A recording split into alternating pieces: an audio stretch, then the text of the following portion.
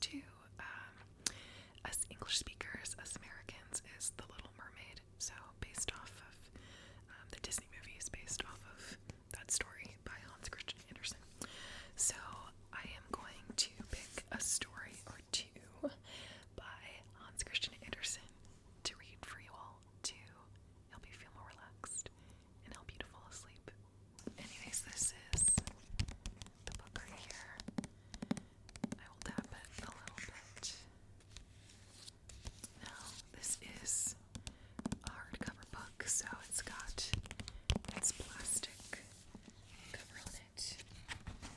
But for the bell video, I took it off, so I'll take it off.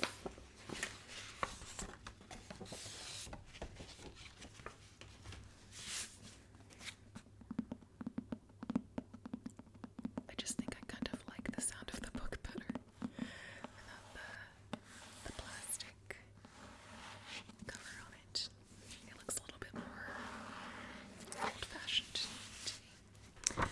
The story that I wanted to read for you all that I was thinking about including in the middle video was The Ugly Duckling. So I'm definitely going to read that one first here.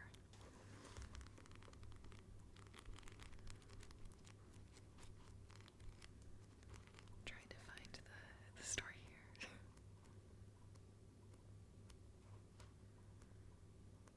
Alright, here we are. The Ugly Duckling by Hans Christian Andersen. It was so beautiful out in the country. It was summer.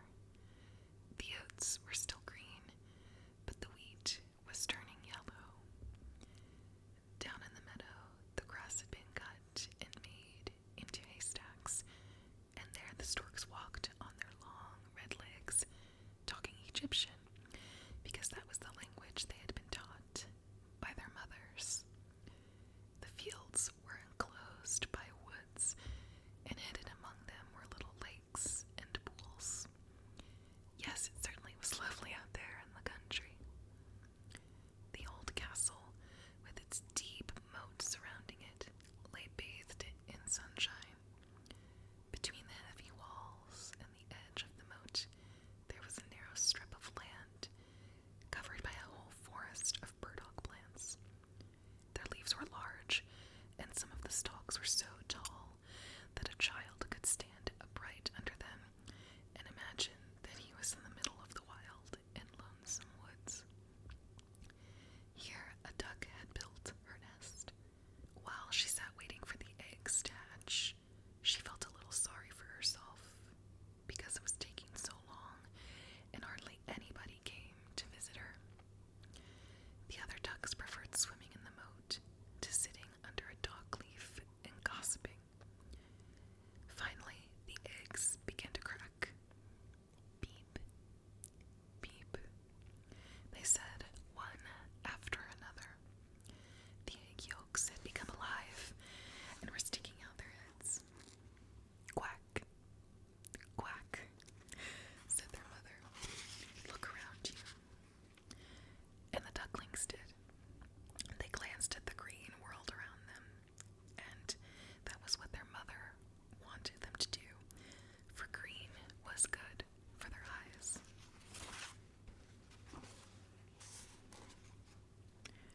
How big the world is, piped the little ones, for they had much more space to move around in now than they had inside the egg. Do you think that this is the whole world? Quacked their mother. The world is much larger than this. It stretches as far as the minister's wheat fields, though I have not been there. Are you all here?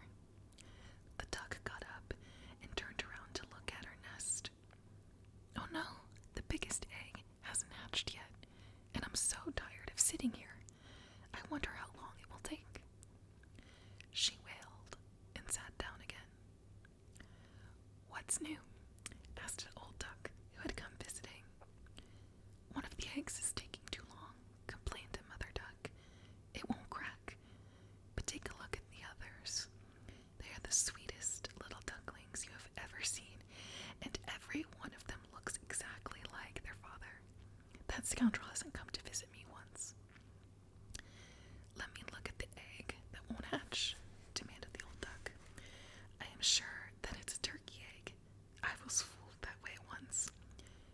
can't imagine what it's like. Turkeys are afraid of the water. I couldn't get them to go into it. I quacked and I nipped them, but nothing helped. Let me see that egg. Yes, it's a turkey egg. Just let it lie there. You go and teach your young ones how to swim. That's my advice. I have sat on it so long that I guess I can sit a little longer, at least until they get the hay in, replied the mother duck. Suit yourself, said the older duck, and went on. At last, the big egg cracked too. Peep, peep, said the young one, and tumbled out. He was big and very ugly. The mother duck looked at him. He's awfully big for his age, she said. He doesn't look like any of the others. I wonder if he could be a turkey. Well, we shall soon see. Into the water he will go, even if I have to kick him to make him do it. The next day, the weather was gloriously beautiful. The sun shone on the forest of burdock plants. The mother duck took her whole brood to the moat. Quack, quack, she ordered. One after another, the little ducklings plunged into the water. For a moment their heads disappeared, but then they popped up again, and the little ones floated like so many corks. Their legs knew what to do without being told. All of the new brood swam very nicely, even the ugly one. He is no turkey, mumbled the mother. See how beautifully he uses his legs, and how straight he holds his neck. He is my own child, and when you look closely at him, he's quite handsome. Quack, quack, follow me, and I'll take you to the hen yard and introduce you to everyone. But stay close to me so that no one steps on you, and look out for the cat. They heard an awful noise when they arrived at the hen yard. Two families of ducks had got into a fight over the head of an eel. Neither of them got it, for it was swiped by the cat. That is the way of the world, said the mother duck, and licked her bill. She would have liked to have the eel's head herself. Walk nicely, she admonished them, and remember to bow to the old duck over there. She has Spanish blood in her veins, and is the most aristocratic fowl here. That is why she is so fat, and has a red rag tied around one of her legs. That is the highest mark of distinction a duck can be given. It means so much that she will never be done away with, and all the other fowl and the human beings know who she is. Quack, quack. Don't walk. Waddle like well-brought-up ducklings. Keep your legs far apart, just as your mother and father have always done. Bow your heads and say quack. And that was what the little ducklings did. Other ducks gathered about them and said loudly, What do we want that gang here for? Aren't there enough of us already? Pooh. Look how ugly one of them is. He's the last straw. And one of the ducks flew over and bit the ugly duckling on the neck. Leave him alone, shouted the mother. He hasn't done anyone any harm. He's big and he doesn't look like everybody else, replied the duck who had bitten him. And that's the reason enough to beat him. Very good-looking children you have, remarked the duck with the red rag around one of her legs. All of them are beautiful, except one. He didn't turn out very well. I wish you could make him over again. That's not possible, Your Grace, answered the mother duck. He may not be handsome, but he has a good character, and swims as well as the others, if not a little better. Perhaps he will grow handsomer as he grows older and becomes a bit smaller. He was in the egg too long, and that is why he doesn't have the right shape. She smoothed his neck for a moment and then added, Besides, he's a drake, and it doesn't matter so much what he looks looks like he is strong, and I'm sure he will be able to take care of himself." "Well, the others are nice," said the old duck. "Make yourself at home, and if you should find an eel's head, you may bring it to me." And they were at home. The poor little duckling, who had been the last to hatch and was so ugly, was bitten and pushed and made fun of by both the hens and by the other ducks.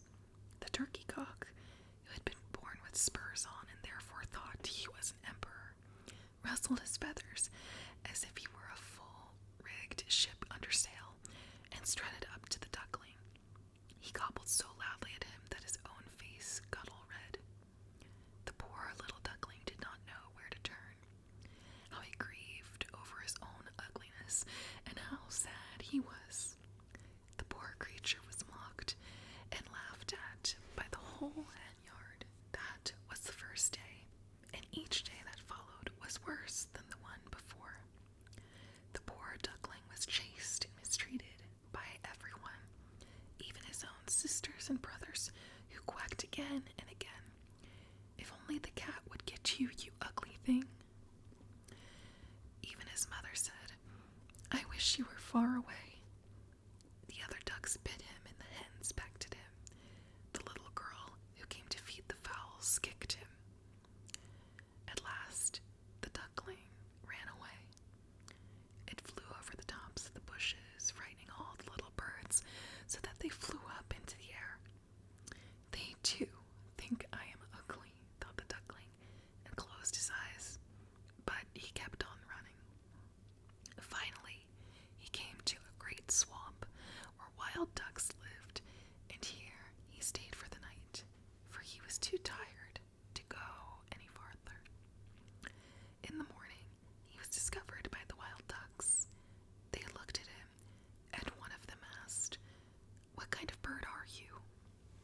The ugly duckling bowed in all directions, for he was trying to be as polite as he knew how. "You are ugly," said the wild ducks, "but that is no concern of ours, as long as you don't try to marry into our family." The poor duckling wasn't thinking of marriage. All he wanted was to be allowed to swim among the reeds and drink a little water when he was thirsty. He spent 2 days in the swamp. Then 2 wild geese came, or rather, 2 wild ganders, for they were males. They had been hatched not long ago, therefore they were both frank and bold. "Listen, comrade," they said, "you are so ugly that we like you. Do you want to migrate with us? Not far from here there is a marsh where some beautiful wild geese live. They are all lovely maidens, and you are so ugly that you may seek your fortune among them. Come along." Bang, bang! 2 shots were heard, and both the ganders fell down dead among the reeds, and the water turned red from their blood. Bang, bang! Again came the sound of shots, and a flock of wild geese flew up. This is not in the book, but that's just so sad, man. The whole swamp was surrounded by hunters. From every direction came the awful noise. Some of the hunters had hidden behind bushes or among the reeds, but others, screened from sight by the leaves, sat on the long, low branches of the trees and stretched out over the swamp. The blue smoke from the guns lay like a fog over the water and among the trees. Dogs came splashing through the marsh, and they bent and broke the reeds. The poor little duckling was terrified. He was about to duck his head under his wing in order to hide when he saw a big dog peering at him through the reeds. The dog's tongue hung out of its mouth, and its eyes glistened evilly. It bared its teeth. Splash! It turned away without touching the duckling. "Oh, thank God," he sighed. "I am so ugly that even the dog doesn't want to bite me." The little duckling lay as still as he could while the shots whistled through the reeds. Not until the middle of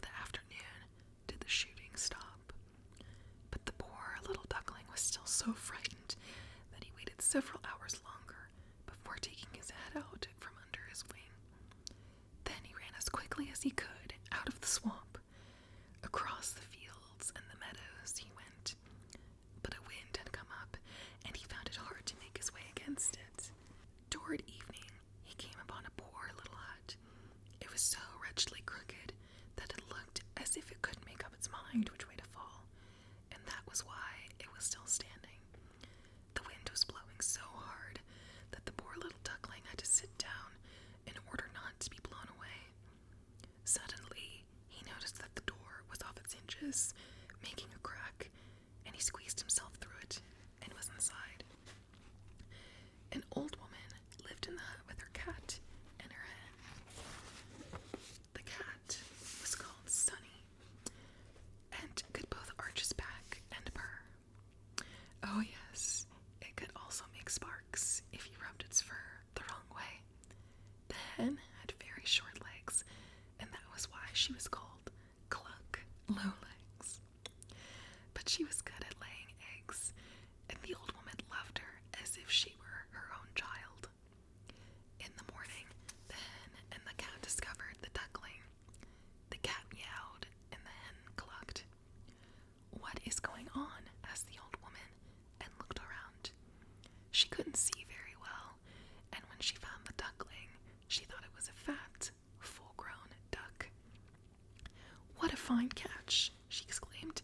"Now we shall have duck eggs, unless it's a drake. We'll give it a try." So the duckling was allowed to stay for 3 weeks on probation, but he laid no eggs. The cat was the master of the house, and the hen the mistress. They always referred to themselves as we and the world, for they thought that they were half the world, and the better half at that. The duckling thought that he should be allowed to have a different opinion, but the hen did not agree. "Can you lay eggs?" she demanded. "No," answered the duckling. "Then keep your mouth shut." And the cat asked, "Can you arch your back? Can you purr? Can you make sparks?" "No." "Well, in that case, you have no right to have an opinion when sensible people are talking." The duckling was sitting in a corner and was in a bad mood. Suddenly, he recalled how lovely it could be outside in the fresh air when the sun shone. A great longing to be floating in the water came over the duckling, and he could not help talking about it. "What is the matter with you?" asked the hen, as soon as she had heard what he had to say. "You have nothing to do. That's why you get ideas like that. Lay eggs or purr, and such notions will disappear. You have no idea how delightful it is to float in the water and to dive down to the bottom of a lake and get your head wet," said the duckling. "Yes, that certainly does sound amusing," said the hen. "You must have gone mad," asked the cat. "He is the most intelligent being I know.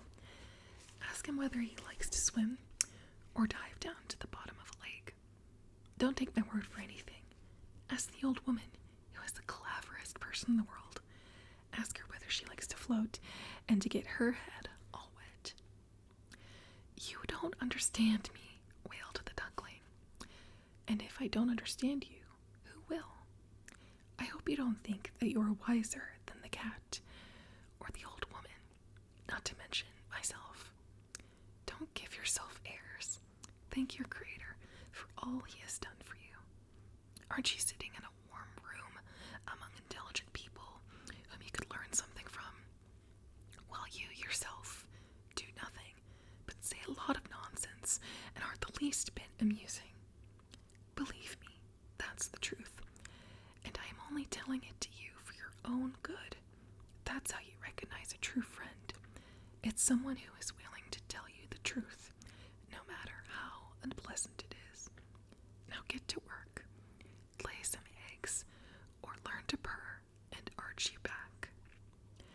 "I think I'll go out into the wide world," replied the duckling. "Go right ahead," said the hen. And the duckling left. He found a lake where he could float in the water and dive to the bottom. There were other ducks, but they ignored him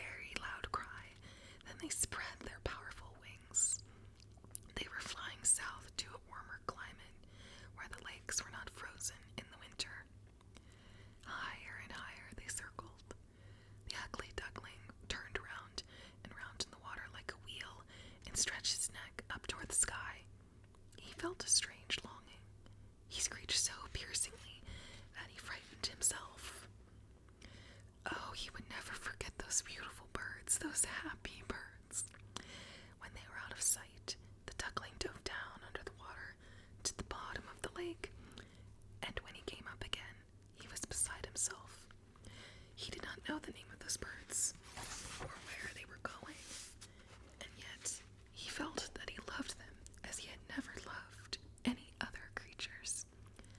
He did not envy them. It did not even occur to him to wish that he were so handsome himself. He would have been happy if the other ducks had let him stay in the hen yard. That poor, ugly bird. The weather grew colder and colder. The duckling had to swim round and round in the water to keep just a little space for himself that wasn't frozen. Each night, his hole became smaller and smaller. On all sides of him, the ice creaked and groaned. The little duckling had to keep his feet constantly in motion so that the last bit of open water wouldn't become ice. At last, he was too tired to swim anymore. He sat still. The ice closed in around him and he was frozen fast. Early the next morning, a farmer saw him and with his clogs broke the ice to free the duckling. The man put the bird under his arm and took it home to his wife, who brought the duckling back to life. The children wanted to play with him, but the duckling was afraid that they were going to hurt him, so he flapped his wings and flew right into the milk pail. From there, he flew into a big bowl of butter and then into a barrel of flour. What a sight he was. The farmer's wife yelled and chased him with a poker. The children laughed and almost fell on top of each other trying to catch him. And how they screamed. Luckily for the duckling, the door was open. He got out of the house and found a hiding place beneath some bushes in the newly fallen snow. And there he lay so still, as though there were hardly any life left in him. It would be too horrible to tell of all the hardship and suffering the duckling experienced that long winter. It is enough to know that he did survive. When again the sun shone warmly and the larks began to sing, the duckling was lying among the reeds in the swamp. Spring had come. He spread out his wings to fly.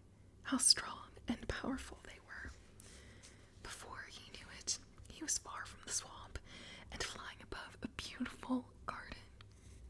The apple trees were blooming, and the lilac bushes stretched their flower-covered branches over the water of a winding canal. Everything was so beautiful, so fresh and green. Out of a forest of rushes came 3 swans. They ruffled their feathers and floated so lightly on the water. The ugly duckling recognized the birds and felt again that strange sadness come over him. I shall fly over to them, those royal birds, and they can hack me to death, because I, who am so ugly, dare to approach them.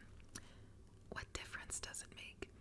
It is better to be killed by them than to be bitten by the other ducks and pecked by the hens and kicked by the girl who tends the hen yard, or to suffer through the winter. And he lighted on the water and swam toward the magnificent swans. When they saw him, they ruffled their feathers and started to swim in his direction. They were coming to meet him. Kill me, whispered the poor creature, and bent his head humbly while he waited for death. But what was that he saw in the water? It was his own reflection, and he was no longer an awkward, clumsy gray bird, so ungainly and so ugly. He was a swan. It does not matter that one has been born in the hen yard as long as one has lain in a swan's egg. He was thankful that he had known so much want and gone through so much suffering, for it made him appreciate his present happiness and the loveliness of everything about him all the more. The swans made a circle around him and caressed him with their beaks. Some children came out into the garden. They had brought bread with them to feed the swans. The youngest child shouted, "Look, there's a new one." All the children joyfully clapped their hands and they ran to tell their parents. Cake and bread were cast on the water for the swans. Everyone agreed that the new swan was the most beautiful of them all. The older swans so shy that he hid his head beneath his wing. He was too happy, but not proud, for a kind heart can never be proud. He thought of the time when he had been mocked and persecuted, and now everyone said that he was the most beautiful of the most beautiful birds. And the lilac bushes stretched their branches right down to the water for him. The sun shone so warm and brightly. He ruffled his feathers and raised his slender neck, while out of the joy in his heart he thought, "Such happiness I did not dream of when I was the ugly duckling." So that was The Ugly Duckling. Now, I do think we have time for another story. Yours, but I'm not sure exactly which one to pick. Of course, The Little Mermaid would be a fun one. Editing Sam coming in here to let you all know that I'm actually glad I didn't choose The Little Mermaid. Apparently, the Hans Christian Andersen version is very dark, so maybe for another time. But I'll tell you the second story that I picked here in just a moment. But it all depends on the length of the stories, so I'm going to look through these a little bit and choose another story to read for you all. Alright, I think I found a good one here. So the second story I will be reading for you all is The Emperor's New Clothes. Many, many years ago, there was an emperor who was so terribly fond of beautiful new clothes that he spent all his money on his attire. He did not care about his soldiers, or attending the theater, or even going for a drive in the park, unless it was to show off his new clothes. He had an outfit for every hour of the day. And just as we say, the king is in his council chamber, his subjects used to say, the emperor is in his clothes closet. In the large town where the emperor's palace was, life was gay and happy, and every day new visitors arrived. One day, 2 swindlers came. They told everybody that they were weavers and that they could weave the most marvelous cloth. Not only were the colors and the patterns of their material extraordinarily beautiful, but the cloth had the strange quality of being invisible to anyone who was unfit for his office or unforgivably stupid. "This is truly marvelous," thought the emperor. "Now if I had robes cut from that material, I should know which of my counselors was unfit for his office, and I would be able to pick out my clever subjects myself.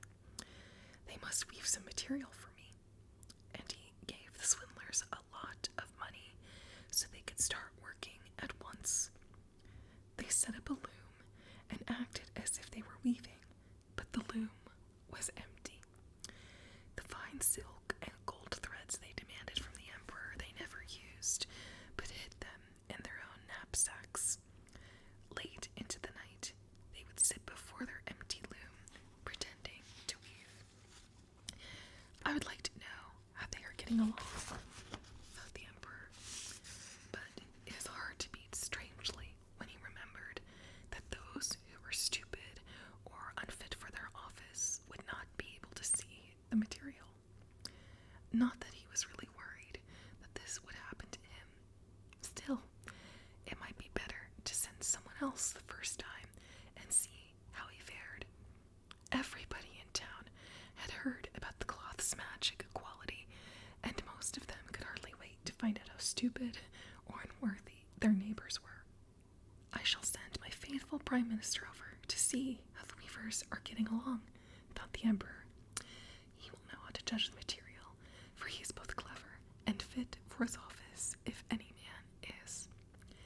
The good-natured old man stepped into the room where the weavers were working and saw the empty loom. He closed his eyes and opened them again. "God preserve me," he thought, "I cannot see a thing." But he didn't say it out loud. The swindler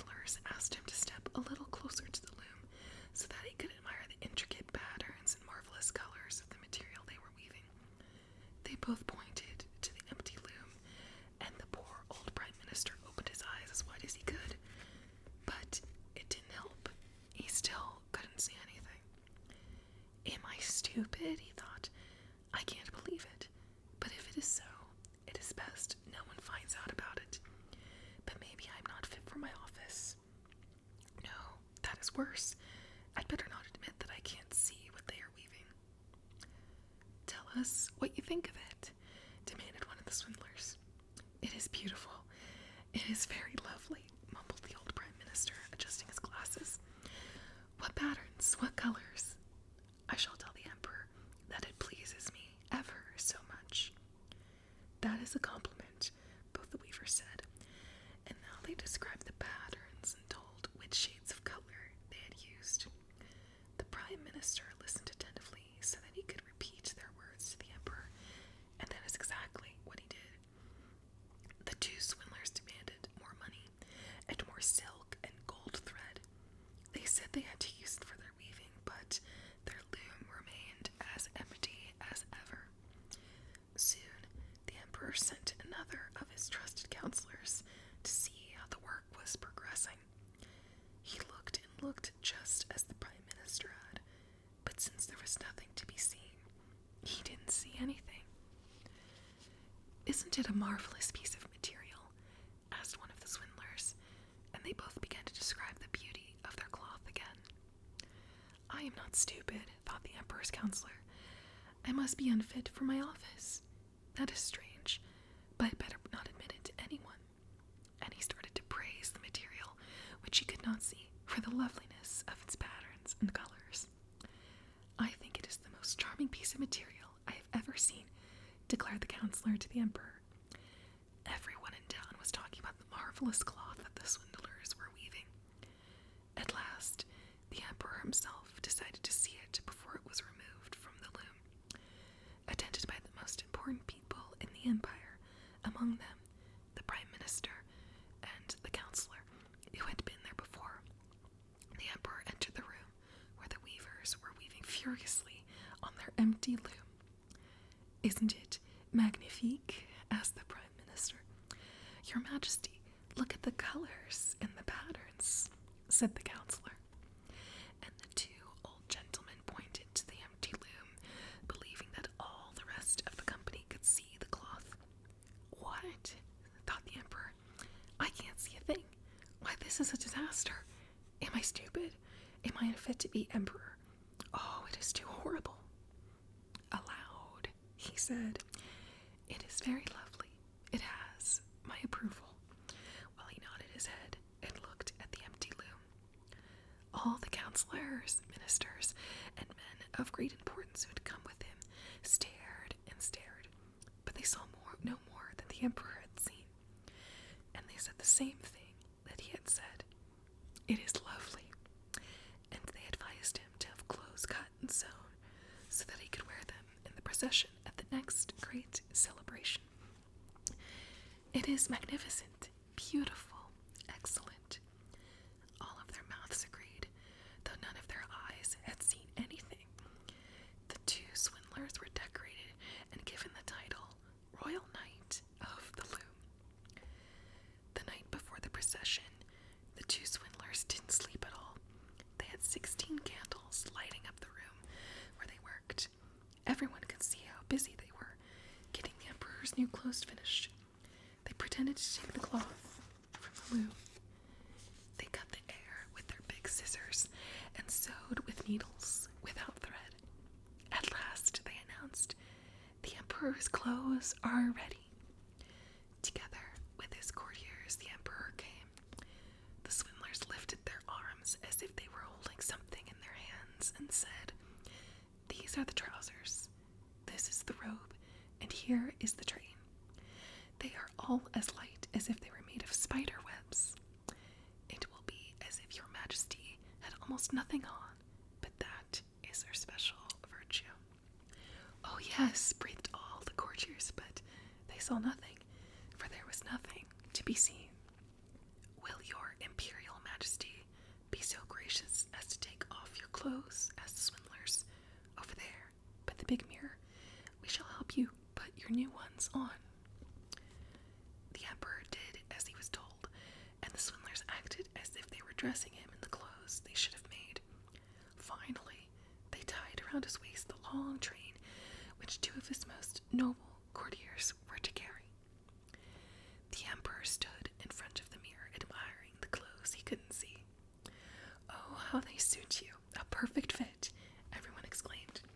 "What colors? What patterns? The new clothes are magnificent."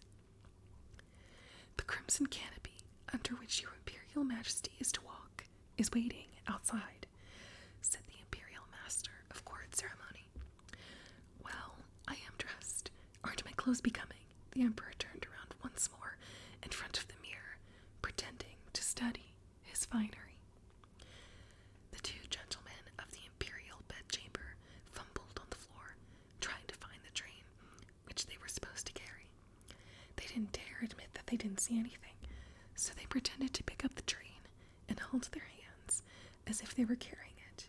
The emperor walked in the procession under his crimson canopy, and all the people of the town who had lined the streets or were looking down from the windows said that the emperor's clothes were beautiful.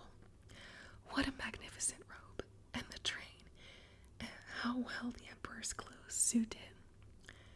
None of them were willing to admit that they hadn't seen a thing, for if anyone did, then he was either stupid or unfit for the job he held. Never before had the emperor's clothes been such a success. "But he doesn't have anything on," cried a little child. "Listen to the innocent ones," said the proud father, and the people whispered among each other and repeated what the child had said. "He doesn't have anything on. There's a little child who says that he has nothing on." "He has nothing on," shouted all the people at last. The emperor shivered, for he was certain that they were right, but he thought, "I must bear it until the procession is over." And he walked even more proudly, and the two gentlemen of the imperial bedchamber went on, carrying the train that wasn't there. Those are the two stories that I have for you all in this video, written by Hans Christian Andersen. I hope that you enjoyed this video. If you'd like to see more videos like this, definitely click that subscribe button down below. And then also, I was really debating if I wanted to do this video whispering or soft spoken. I figured I would do this one whispering since my bell video was soft spoken, but let me know if you'd like to see, again, videos like this, or if you want to see a similar video like this, if you prefer more soft spoken or whispering.